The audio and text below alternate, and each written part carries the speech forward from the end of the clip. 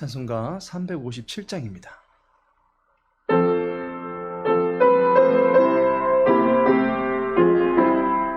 주 믿는 사람 일어나. 주 믿는 사람 일어나. 다 힘을 합하여 이 세상 모든 마귀를 다 쳐서 멸하세. 저 앞에 오는 적군을 다 싸워 이겨라. 주 예수 믿는 힘으로 온 세상 이기네. 믿음이 이기네. 믿음이 이기네. 주 예수를 믿음이 온 세상 이기네. 오늘요 마귀 괴글로 큰 죄에 빠지니 진리로 띠를 띠고서 내 기도 드리세. 참 믿고 의지하면서 겁없이 나갈 때 주 예수 믿는 힘으로 온 세상이 이기네. 믿음이 이기네. 믿음이 이기네. 주 예수를 믿음이 온 세상이 이기네. 끝까지 이긴 자에게 흰 옷을 입히고 또 영생과 그 주시니 참 기쁜 일일세. 이 어두운 세상 지나서 저 천성가도록 주 예수 믿는 힘으로 온 세상이 이기네. 믿음이 이기네. 믿음이 이기네. 주 예수를 믿음이 온 세상이 이기네. 열왕기하 4장입니다. 열왕기하 4장 1절에서 7절까지의 말씀입니다. 1절에서 7절까지 함께 읽습니다. 선지자의 제자들의 아내 중에 한 여인이 엘리사에게 부르짖어 이르되 당신의 종 나의 남편이 이미 죽었는데 당신의 종이 여호와를 경외한 줄을 당신이 아시는 바니이다. 이제 빚준 사람이 와서 나의 두 아이를 데려가 그의 종을 삼고자 하나이다 하니 엘리사가 그에게 이르되 내가 너를 위하여 어떻게 하랴? 내 집에 무엇이 있는지 내게 말하라. 그가 이르되 계집종의 집에 기름 한 그릇 외에는 아무것도 없나이다 하니 이르되 너는 밖에 나가서 모든 이웃에게 그릇을 빌리라. 빈 그릇을 빌리되 조금 빌리지 말고 너는 내 두 아들과 함께 들어가서 문을 닫고 그 모든 그릇에 기름을 부어서 차는 대로 옮겨 놓으라 하니라. 여인이 물러가서 그의 두 아들과 함께 문을 닫은 후에 그들은 그릇을 그에게로 가져오고 그는 부었더니 그릇에 다 찬지라. 여인이 아들에게 이르되 또 그릇을 내게로 가져오라 하니 아들이 이르되 다른 그릇이 없나이다 하니 기름이 곧 그쳤더라. 그 여인이 하나님의 사람에게 나아가서 말하니 그가 이르되 너는 가서 기름을 팔아 빚을 갚고 남은 것으로 너와 네 두 아들이 생활하라 하였더라. 아멘. 본문의 말씀 통해서 부르짖어라는 제목으로 말씀 나누고자 합니다. 올해 중반기에 고신 측에서는 400개의 개척교회를 전수조사하고 그 내용을 국민일보에 소개한 바가 있습니다.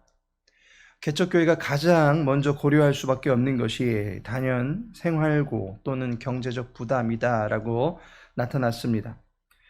해당 교회들 가운데 3분의 2는 여전히 미자립 교회 상태이고 3분의 1이 자립한 측면이 있는데 그 내부 사정을 들여다보면 경제적 뒷받침이 어느 시기까지는 보장된 교회들도 있는 것을 보게 됩니다. 교회도 경제적인 부분을 전혀 고려하지 않을 수가 없다라는 것입니다. 본문을 보니 여호와를 잘 섬기는 종의 가정에도 경제적인 어려움이 찾아오는 것을 보게 됩니다. 한 여인이 엘리사에게 나와서 부르짖는 것을 보게 됩니다. 1절을 보니 선지자의 제자들의 아내 중에 한 여인이 엘리사에게 부르짖어 이르되 라고 말씀합니다. 부르짖는다 라고 하는 것은 소리 높여 외치는 모습을 가리킵니다. 결코 점잖게 또는 교양이 배어있는 듯한 톤은 아니다 라는 것입니다. 지금 그녀가 부르짖고 있는 내용이 무엇입니까? 첫째로 그녀는 현재 남편과 사별한 상태가 되었다라는 것입니다. 남편의 부재 상태를 부르짖고 있습니다. 1절을 계속해서 보시면 당신의 종 나의 남편이 이미 죽었는데 당신의 종이 여호와를 경외한 줄은 당신이 아시는 바니이다. 여인에게는 남편이 있었습니다. 그런데 그 남편과 사별하게 되었습니다. 그 남편이 어떤 남편인가 하니 엘리사의 종이었다라고 합니다. 여기서 말하는 종이라고 하는 것은 엘리사를 주로 섬기며 그를 따르던 제자를 말합니다. 1절 초반절에 나오고 있습니다. 선지자의 제자들의 아내 중에 한 여인. 따라서 이 여인의 남편은 엘리사를 따르던 제자였다라고 하는 것입니다. 그리고 그 제자의 평소의 삶은 아내에게도 인정받은 것으로 보입니다. 왜냐하면 그 여인이 여호와를 경외한 사람이다 라고 하는 것을 엘리사 선지자 앞에 나와서 부르짖으며 이야기하고 있기 때문입니다. 여호와를 경외하던 남편이 죽고 이제 자녀 둘과 홀로 남게 된 자신의 처지를 엘리사에게 토로했던 것입니다. 두 번째로 이 가정에는 남편의 죽음과 함께 찾아온 난감한 사정이 한 가지가 있었습니다. 1절에 보니 이제 체주가 이르러 나의 두 아이를 취하여 그 종을 삼고자 하나이다. 가정에 부채가 있었다라는 것입니다. 이 부채를 갚지 못하면 자녀들이 종이 되어야만 하는 처지에 놓여 있었습니다. 그녀가 당면한 어려움은 사실상 그녀 혼자만의 문제는 아니었습니다. 남편의 죽은 자리를 남편의 형제들이 보완해주는 고헬 제도, 곧 기업 물을 자의 제도가 이스라엘에는 있었습니다. 그런데도 이 과부는 어찌된 영문인지 율법에 정해진 보호를 전혀 받지 못하고 있는 상태가 되었습니다. 여러 가지 가정을 해볼 수는 있겠지만 당시의 선지자들은 결코 좋은 대접을 받지 못했다라고 하는 것을 알게 됩니다. 이것은 앞선 2장에서 엘리사 선지자에 대한 작은 아이들의 조롱만 보아도 알 수가 있습니다. 또한 아합 시대의 열왕기상 18장 13절에 보니 이세벨이 여호와의 선지자들을 죽일 때에 내가 여호와의 선지자 중에 100인을 50인씩 굴에 숨기고 떡과 물로 먹인 일이 내 주께 들리지 아니하였나이까. 선지자들이 죽임을 당하였습니다. 선지자의 제자들의 삶도 마찬가지였을 것입니다. 이스라엘 내에서 전혀 인정받을 수 없는 형편에 처해 있었던 것이 당시 선지자들과 그의 제자들의 입장이었다라고 하는 것입니다. 그것이 선지, 생도이건 그의 가족이건 모두 다 어려운 처지에 있었다라고 하는 것입니다. 이 여인이 엘리사에게 나온 것은 그의 친족에게서도 또한 형제들에게서조차 전혀 구제받을 길이 전혀 없는 상황에서 나오게 된 것입니다. 절대절명의 상황에서 엘리사에게 나와 그 형편과 처지를 아뢰면서 살 길을 얻고자 했다라고 하는 것을 알게 됩니다.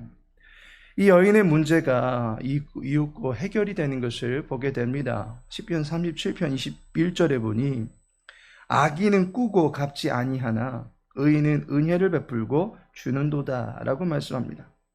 부채를 안고 있는 여인의 안타까운 처지를 어떻게 해결해야 되겠습니까? 어디로든 도피할 수 있는 것도 아닙니다. 또한 선지자의 가정과 채무관계에 있는 사람의 형편도 고려해야 할 것입니다. 그 사람이 결코 악한 것이 아닙니다. 돈을 구워주고 이자까지는 아닐지라도 원금을 돌려받는 것이 채무자의 마땅한 권리입니다.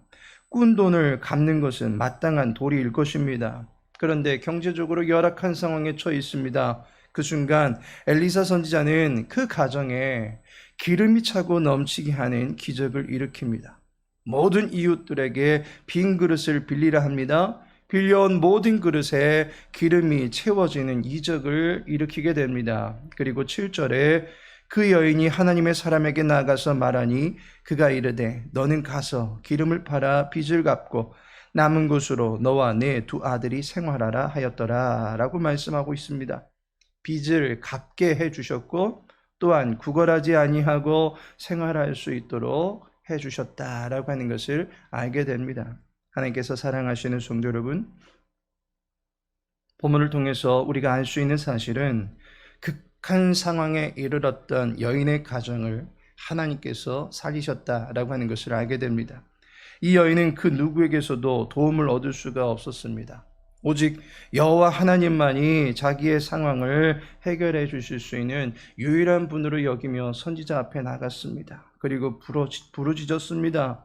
여호와 하나님은 그를 믿고 의뢰하는 여인과 그 절박한 사정을 엘리사 선지자를 통하여 해결해 주신 것입니다. 기적은 하나님의 일이기 때문입니다. 부르짖고 나올 때에 해결해 주셨습니다. 부채의 해결뿐만 아니라 이후로 살아가기에 넉넉한 여유마저 갖게 해주셨습니다. 비록 남편을 잃었지만 하나님을 경외할 때에 하나님께서 그 가정에 남편이 되어 주시는 것입니다. 두 아들을 종으로 내주어야 될 정도로 경제적인 압박에 몰려 있었지만 하나님을 경외할 때에 모든 빚의 문제도 해결해 주시고 자유함을 갖게 된 것을 보게 됩니다. 하나님이 우리의 힘이 되시는 것입니다. 또한 하나님이 우리의 삶의 모든 주권을 이끌어 가시는 것입니다. 여호와를 힘으로 삼고 살아갈 때에 모든 처지에서 구원받을 수 있게 되는 것입니다. 또한 여호와를 힘으로 삼고 살아갈 때에 도움을 반드시 얻게 된다라는 사실을 믿으시기 바랍니다. 눈먼 소경이 예수님을 믿으며 그분을 다윗의 자손이라고 부르며 나아올 때에 그의 문제가 해결되었습니다. 예수님의 소문을 듣고 예수님께 나왔던 헬라 여자는 그녀의 귀신 들린 딸에게 부스러기와 같은 은혜일지라도 내려달라는 부르짖음으로 인해서 딸이 자유케 되는 역사가 일어났습니다. 귀먹고 말 더듬는 자들이 예수님께 나올 때에 그 귀가 열리고 혀가 풀리는 역사가 일어났습니다. 여호와를 힘으로 삼는 백성을 여호와께서는 다스리십니다. 그 백성의 모든 사정을 돌보아 주시고 압제와 결박을 풀어주십니다. 주 예수님께 나아가시기 바랍니다. 우리를 자유케 하시고 우리의 힘이 되시는 예수 그리스도에게로 나아가시기 바랍니다. 주님께 부르짖을 때에 구원의 능력을 경험하고 삶의 도움을 얻게 되는 풍성한 은혜가 임하게 되기를 예수님의 이름으로 축복합니다. 아버지 하나님, 우리의 힘이 되어주시고 의지할 산성이 되어주시니 감사를 드립니다. 주께 부르짖는 이들의 사정을 살펴주시옵소서. 주님을 찾고 은혜를 구할 때에 만나 주시옵소서. 주의 교회를 돌봐 주시옵고 모든 교우들의 가정과 모든 처지들을 헤아려 주시옵소서. 육체적으로 연약한 지체들을 긍휼히 여겨 주시옵소서. 정신적으로 힘겹고 곤고한 이들을 위로하여 주시옵소서. 여호와의 기운으로 일어설 수 있는 주의 백성과 주의 교회가 되게 하여 주시옵소서.